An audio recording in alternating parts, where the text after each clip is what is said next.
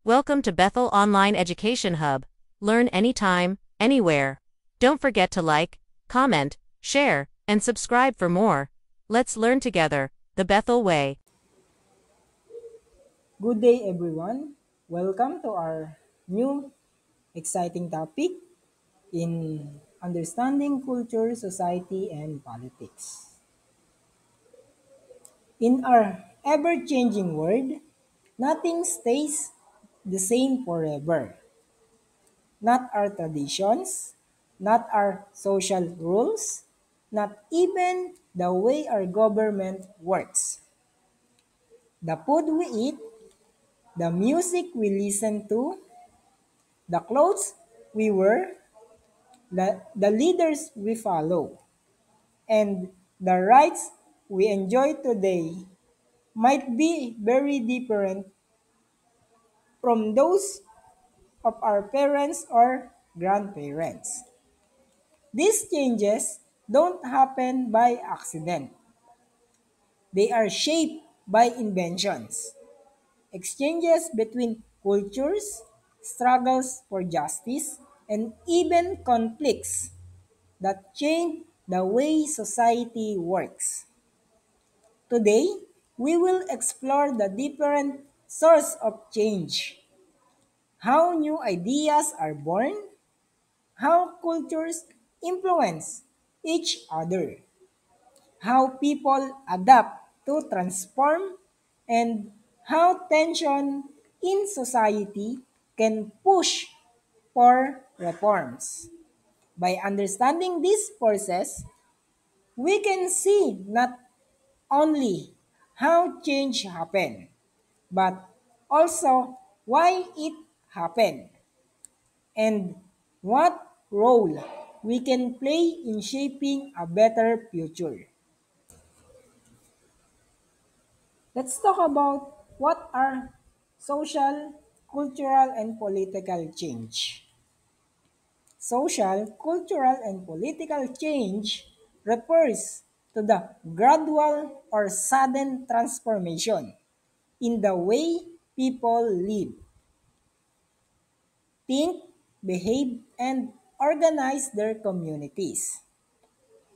This change can occur over short or long period and influenced by various factors such as technological advancement, economic developments, historical events, environmental shifts, and interaction between different groups of people. While these three forms of change often overlap and influence one another, each emphasize the different dimension of human society. The first is the social change. Social change focus on the structure and relationship within a community. How people interact from groups and share responsibilities.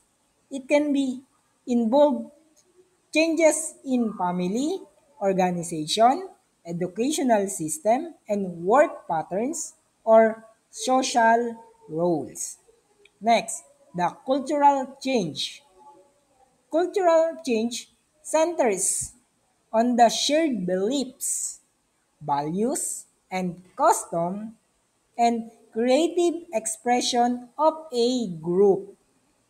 This includes shifts in traditions, language, religious, arts, and everyday practices as people adapt to new idea or influences.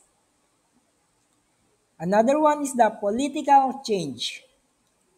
Political change deals with the system of governance, distribution of power, and the rules that guide collaborative decision making. It may involve reforms, revolutions, policy changes, or the creation of new institutions that affect how society is managed. Together, These changes shape the identity and direction of society, influencing how people live and how future generations will experience their world. Now, let's proceed to the sources of social, cultural, and political change. Change is a constant in human society, from how we dress to the how we communicate to the leaders we choose. Nothing stays the same forever. Some changes happen slowly over centuries. Others occur overnight. But all of them shape the way people live, interact, and govern themselves. The first source of social and cultural political change is the innovation. Innovation is the process of creating and introducing something new, whether it's an idea, method, tools, or product that change the way people live, work, or interact. It goes beyond simple invention because it's not just about creating something. It's about making it widely used and accepted in society, causing a noticeable transformation in daily life. Example is the technological innovation. Smartphone. They didn't just improve phone calls. They changed the way we communicate, shop, learn, and even date. Through apps and the internet, information is now available instantly, reshaping industries like education, businesses, and entertainment. Another example is the medical innovation, like vaccines. These have saved millions of lives by preventing deadly disease like polio, COVID-19. Medical innovations often lead to longer life expectancy and better quality of life. Another example is the political innovation, new governance policies. Example, law promoting transparency in government, anti-corruption reforms, or digital voting system. This can make governance more efficient and inclusive. So the positive impact is to improve quality of life, increase efficiency and production, services and governance, and open opportunities for education, business, and creativity. So if we have a positive impact, we also have the negative impact. First, creates inequalities. For instances, digital divide, where people who lack access to technology are left behind, can disrupt traditional jobs, may cause environmental concerns. Innovation is a powerful driver of cultural, social, and political change. It shapes how we live, connect us in new ways, and offers solution to old problems. But it also creates new challenges that society must address. Next is the diffusion. Diffusion is the process by which cultural elements such as ideas, beliefs, customs, technologies, and styles spread from one society or group to another. This can happen through trade, migration, media, travel, or even the internet. Diffusion often happens naturally when people from different backgrounds interact and share aspects of their culture. For example, in foods, pizza from Italy becoming popular nationwide, adapted to local taste. Like example, pineapple pizza in Hawaii, seafood pizza in Japan. Sushi from Japan becoming a common restaurant option in many countries. Another example is language. The use of English as a global business and academic language, even in countries where it's not the native tongue. Words from one language entering another, such as karaoke or ballet in French. Another example is fashion. Korean streetwear and K-pop style influencing global youth fashion. Jeans originally in America. American workwear, now worn in almost every culture. Now let's talk about the impact of the diffusion. Positive impact encourage cultural exchange and understanding between societies. It also inspires creativity and innovation by blending ideas from different cultures. It also expands access to a variety of lifestyle, cuisines, art forms, and perspectives. Here's the negative impact. It may lead to cultural homogenization where distinct traditions disappear as a global culture becomes more uniform. Risk of cultural appropriation where elements are borrowed without understanding or respecting their original meaning. It also weakens local industries in foreign products dominate the market. Diffusion is like cultural sharing or on a global scale. It can connect people, open minds, and enrich societies, but it also blur cultural identities, if not balanced, with the preservation of local heritage.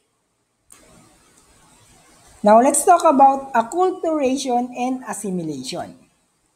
Acculturation is the process where individuals or group adopt certain elements from another culture, such as clothing styles, language, food, or social customs, while still keeping their own original cultural identity. Acculturation is about cultural blending, not total replacement. People adjust to fit in new cultural environment while preserving important parts of their heritage. Example, immigrants in a new country may learn the local language, follow workplace etiquettes, and eat local dishes. But they still celebrate their own traditional festival like Lunar New Year. Another example, a Filipino student studying in Japan who bows as a sign of respect but continues speaking Filipino at home and following Filipino family traditions. Another is the assimilation. Assimilation happens when individuals or group fully integrate into another culture, often to the point of losing their original cultural identity. This usually occurs when the dominant culture's values, language, and customs completely replace those of the minority group. Example, in indigenous communities adopting the dominant society's language, religion, and lifestyle while abandoning traditional dances, clothing, and rituals. Example, second generation immigrants who speak only the host country language, following its customs, and no longer practice their ancestral tradition. Impact on society of assimilation is positive effects. Can promote unity, understanding, and cooperation between different cultures. It also helps individuals integrate into the political, economic, and educational system of the host society. Negative effects: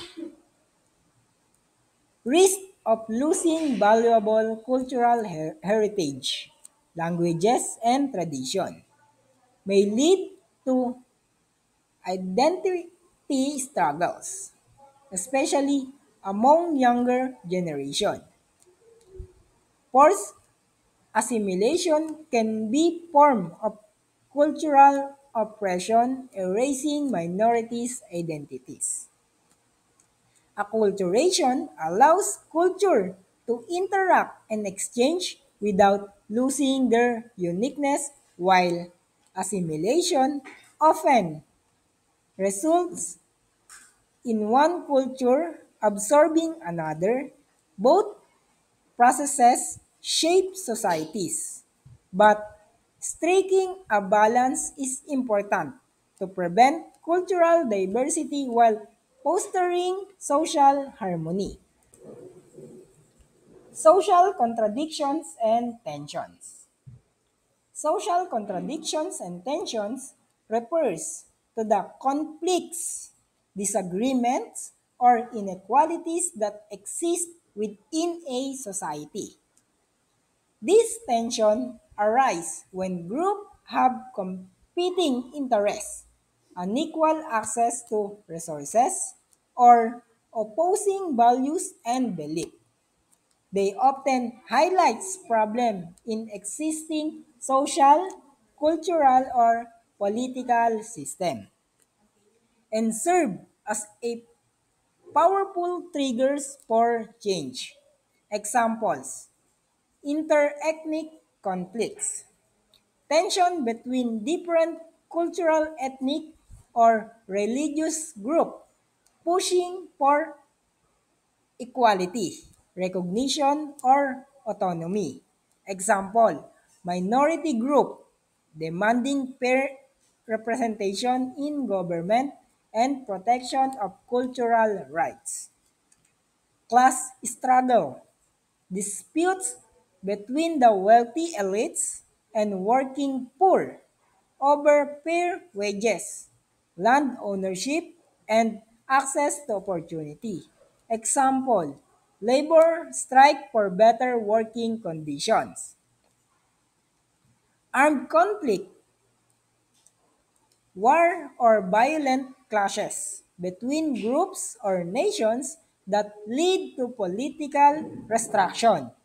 Example, revolution that overthrow governments and replace them with a new system. Terrorism, the use of violence or intimidation to push political or ideological goals, enforcing government to change policies on security and freedom. Example, terror attack promoting stricter airport security and anti-terror laws. Next is the protest. public demonstration by citizens demanding reforms, justice, or policies changes. Example, student rallies for affordable education or climate strike calling for environmental action. Next, gender issues. Movement advocating for women's rights, LGBTQ equality, and protection against discrimination and violence. Example, campaigns for equal pay, anti-harassment law, and same-sex marriage legalization. Positive impact, it act as catalyst for reform, pushing government and institutions to address inequalities, empower marginalized groups to demand justice and recognition, strengthen democracy by encouraging civic participation. Negative effects can also escalate into violence, war, or political instability. It may deepen division between groups if not resolved peacefully. Economic and social disruption during prolonged conflicts. Social contradiction and tensions expose the weakness in society's system and values. While they can cause unrest, they also serve as opportunities for growth, reform, and creation of more just and equitable societies, provided by provided they are addressed with fairness, dialogue, and mutual respect. Now, let's talk about factors causing changes. When studying social, cultural, and political change, it's not enough to simply identify what changed. We also need to examine how and why it happened and what is its consequence were. There are four important criteria that can help us evaluate any kind of changes. First is the speed. How fast did the change happen?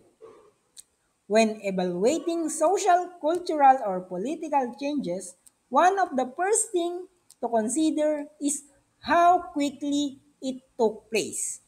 The speed of change can affect how people react, how well they adapt, and the long the long-term impact on society.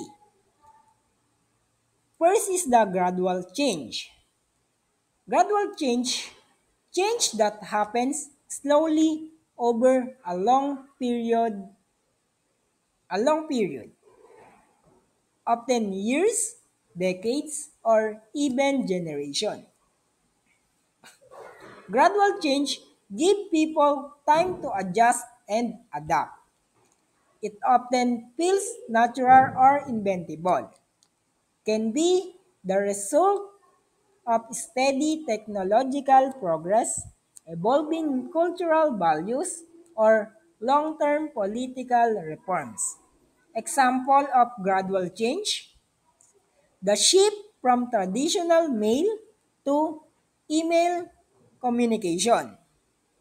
Over time, as the internet becomes more accessible, people slowly replace handwritten letters with digital message. Another changes is the sudden change. Change that happens very quickly. Opt- Change happen that very quickly, often in days, weeks, or months. usually triggered by an urgent event or breakthrough. It can cause shock, confusion, or even resistance, often linked to crisis, invention, and political upheaval or natural disaster. Example, nationwide lockdowns during the COVID-19 pandemic. In just a matter of days, schools, offices, and public places were closed, forcing people to adjust to online learning, remote work, and strict health protocols. The speed of change influences how people adapt and whether the change is met with acceptance or resistance. Gradual change is often smoother but slower in results, while sudden change can be transformative but disruptive. Now let's talk about scope. How widespread was the change? When evaluating change, it's important to look at how far its affect or reach. Some change affect only a small group, while others transform entire nations or even the whole world. First, we have the local scope. Local scope refers to changes that occur within and affect only a specific area, community, or particular group of people. These changes do not immediately influence the wider population outside that community. Characteristic of local scope: smaller scale, limited to a town, village, neighborhood, or organization. Easier to manage. Local change often requires fewer resources and can be organized more quickly than national or global initiatives. Community focus directly address the needs of problems of the people in that specific area. Testing ground for larger changes.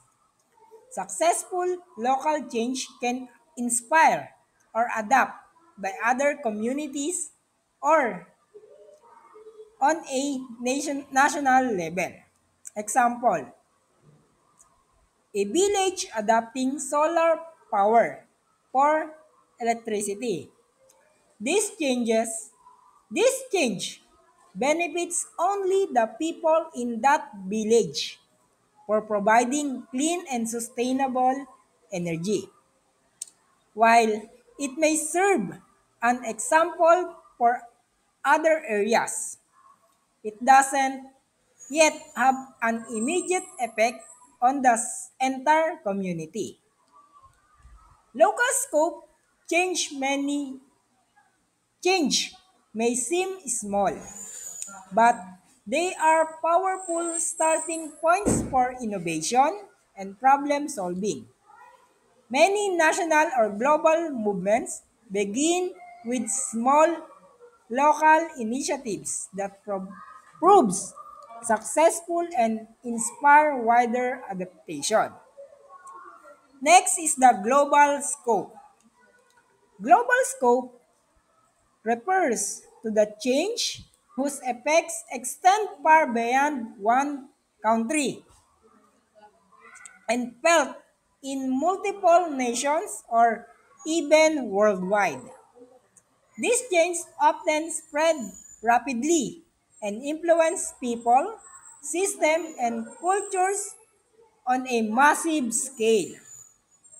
Characteristic: driven by large-scale forces, often powered by technology, global trade, international agreements, and mass media or even environmental factors. Another characteristic is far-reaching impact can transform economies, cultures, lifestyles, and political systems in many regions. Interconnectedness. Cultures become more linked, meaning a change in one place can quickly affect others. Difficult, difficult to reverse. Global change, global change tend to have lasting and widespread consequence. Example, the spread of the internet has connected people across continents, revolutionizing communication, education, business, entertainment, and even politics. From online learning platforms to social media activism, the internet has reshaped how individuals interact with the world.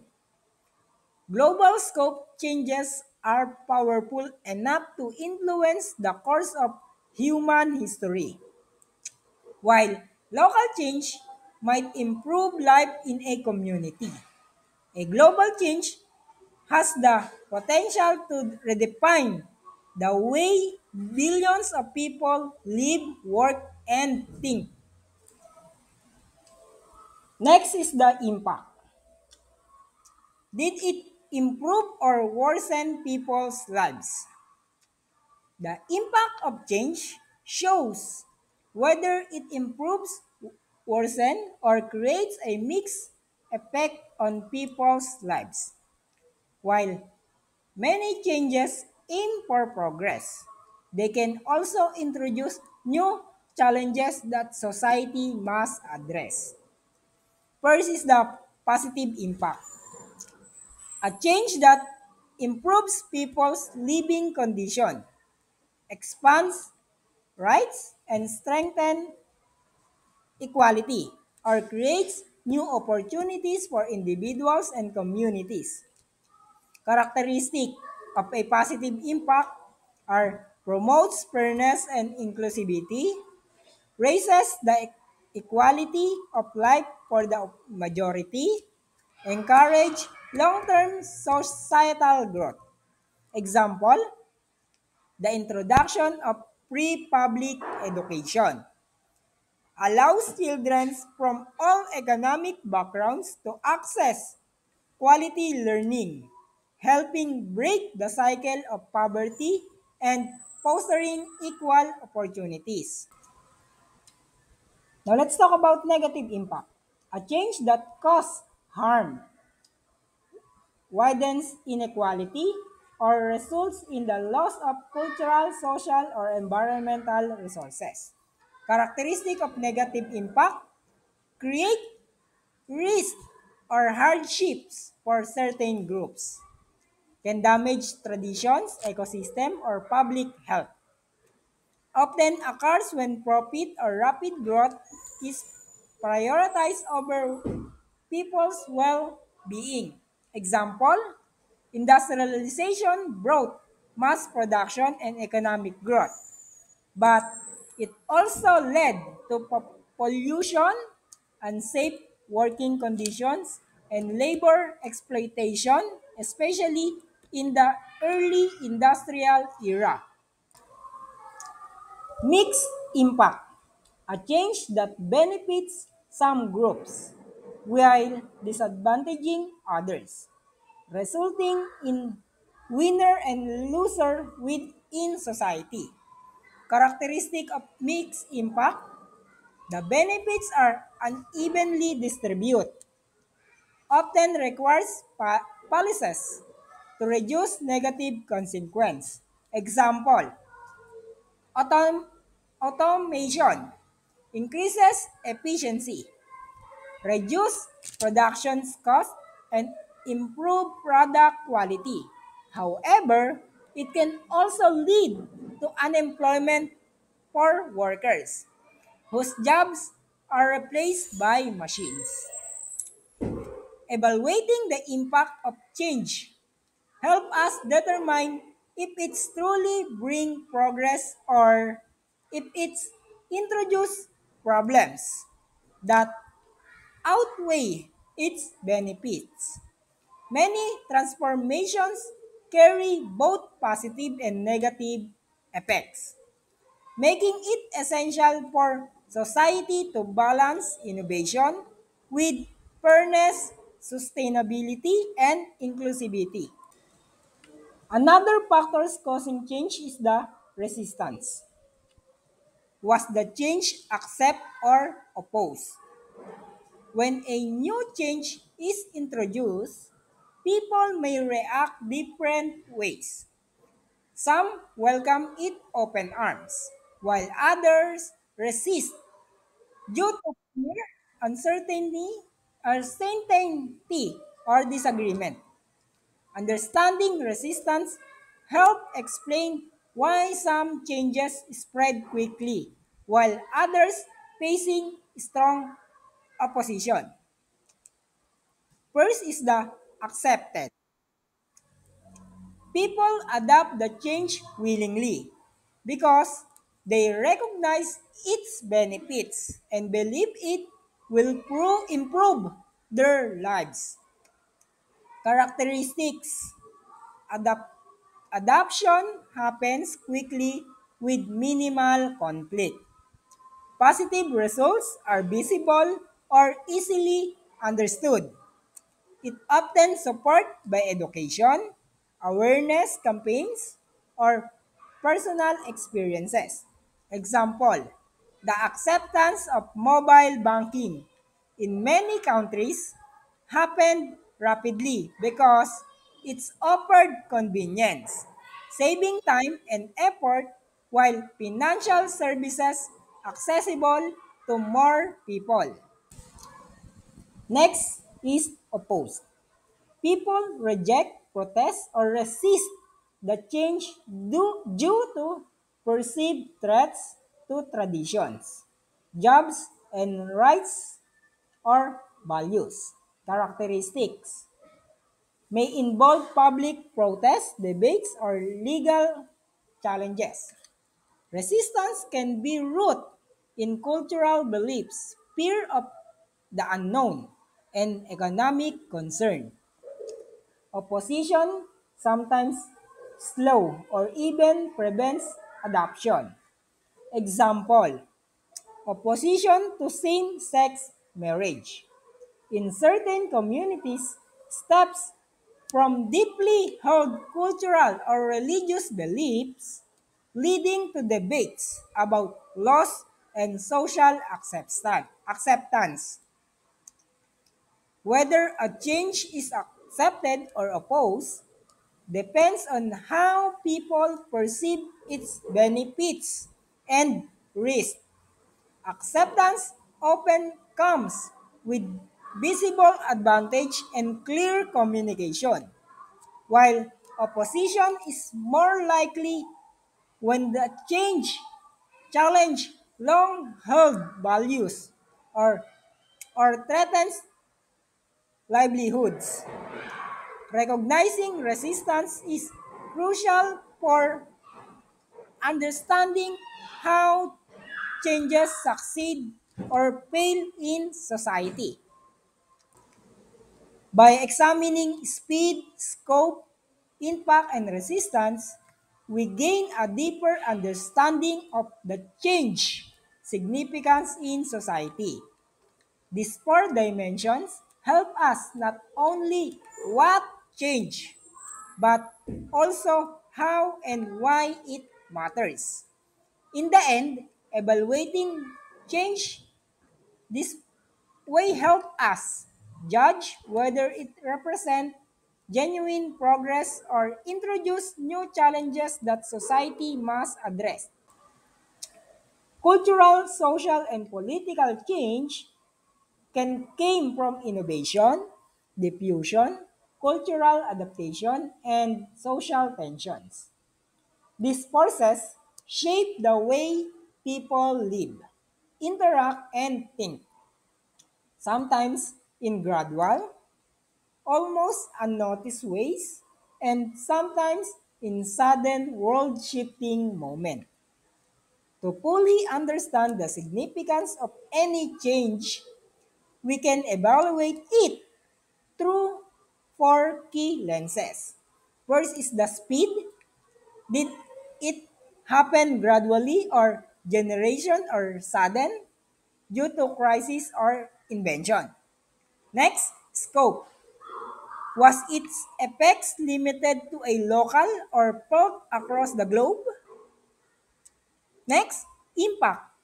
Did it improve our lives, make them worse, or have mixed effects? Next is the resistance. Was it welcomed and embraced, or did it face opposition and protest? A small, gradual change may be easier to adapt, while a sudden, globally shift can transform societies dramatically. Sometimes for the better, sometimes with unintended changes.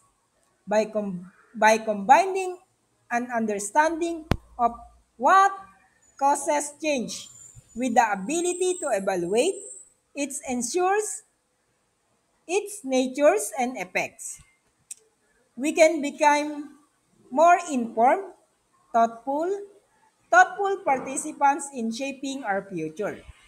This awareness helps us preserve what is valuable in our traditions while embracing innovations that promote unity, development, and progress.